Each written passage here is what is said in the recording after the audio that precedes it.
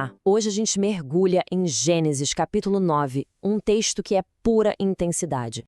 De um lado, a gente tem um recomeço épico para a humanidade. Do outro, uma falha humana, assim, devastadora. É um capítulo que traz novas regras, uma promessa divina incrível e quase que no mesmo fôlego um conflito familiar que vai ecoar por muitas e muitas gerações. Então, bora entender essa história. Imagina só a cena. A Terra foi zerada.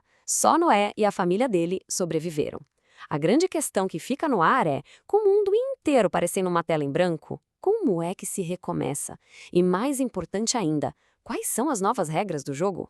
Pois bem, a resposta para essa pergunta começa com as instruções que Deus dá. E o foco aqui, veja bem, não é só uma questão de sobrevivência, é algo muito mais profundo. É sobre estabelecer um novo alicerce, uma nova base moral e social para esse mundo que acabou de nascer. A primeira diretriz é bem clara, bem direta. Cresçam, se multipliquem e encham a terra de novo. Isso só é familiar, né? É um eco daquele comando original lá de Gênesis 1. Só que agora o tom é diferente. É um tom de renovação depois de uma destruição total.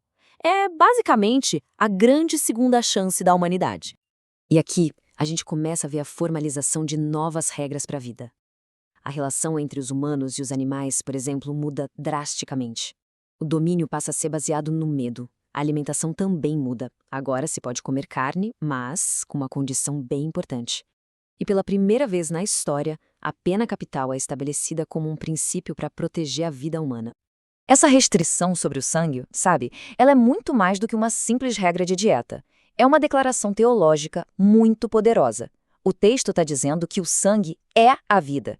Então, ao proibir o consumo do sangue, a narrativa ensina um respeito fundamental pela santidade da vida, um valor que, ao que tudo indica, tinha se perdido completamente no mundo antes do dilúvio.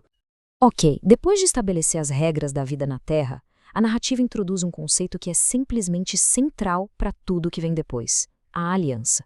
Uma promessa que vai moldar o futuro inteiro da história. E é super importante a gente entender o que aliança significa aqui.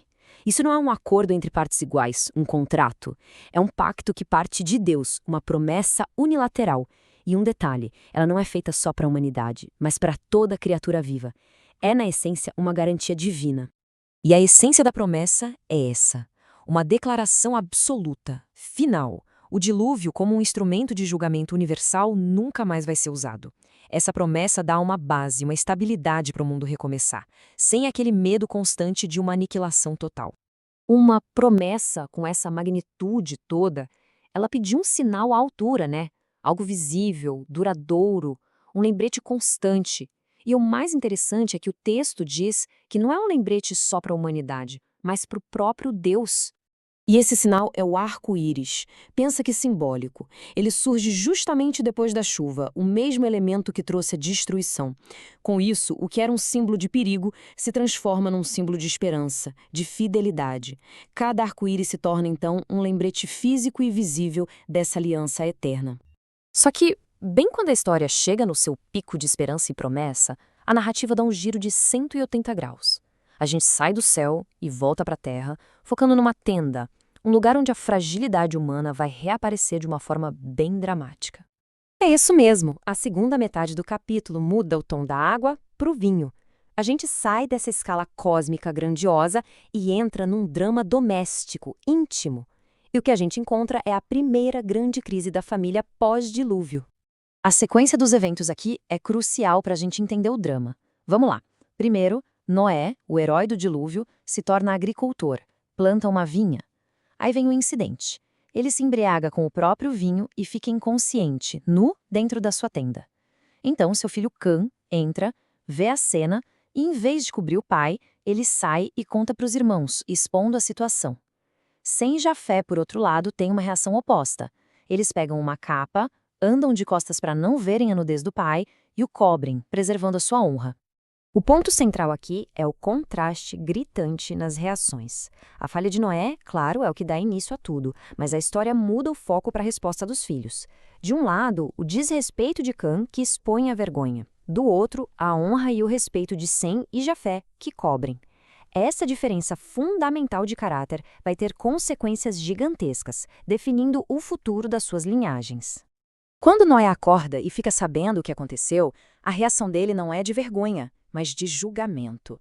E as palavras que ele diz a seguir vão definir o destino dos seus descendentes por gerações.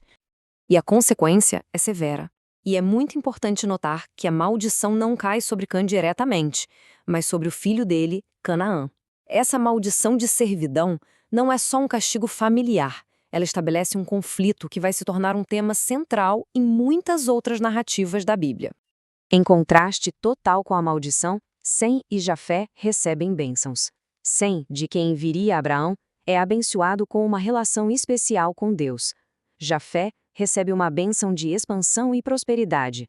É impressionante pensar que, de acordo com o texto, o destino das nações do mundo antigo foi traçado ali, naquele único momento dentro da tenda. E com essas palavras que ecoam pelo futuro, a história de Noé se encerra. O texto nos informa sua idade final, 950 anos. Um fim monumental para uma vida que testemunhou a destruição e o recomeço do mundo. E assim, a gente termina a nossa análise de Gênesis 9. Ele nos deixa com essa pergunta poderosa, não é? Como é que um capítulo pode começar com uma promessa divina de nunca mais destruir a vida e terminar com um pai amaldiçoando o próprio neto à escravidão? Talvez a resposta seja que este capítulo é um resumo, um microcosmo de toda a história humana. Um palco onde a graça divina e a falha humana estão em constante e muitas vezes trágica interação.